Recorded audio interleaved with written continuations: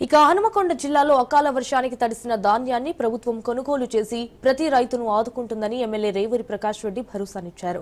అకాల వర్షానికి ధాన్యం తడవడం బాధకరమన్నారు. రైతులు అధైర్యపడవద్దని తడిసిన ధాన్యాన్ని ప్రభుత్వం కొనుగోలు చేస్తుందని చెప్పారు.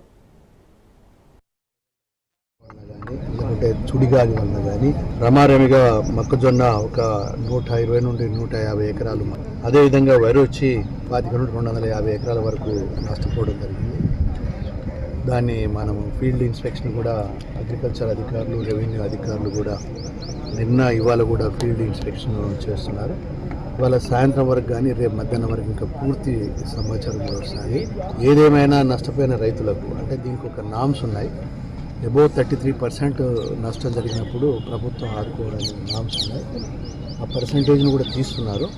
సో అబోవ్ 33% నష్టం జరిగిన వాళ్లకు తప్పకుండా ప్రభుత్వం ఆదుకుంటుంది.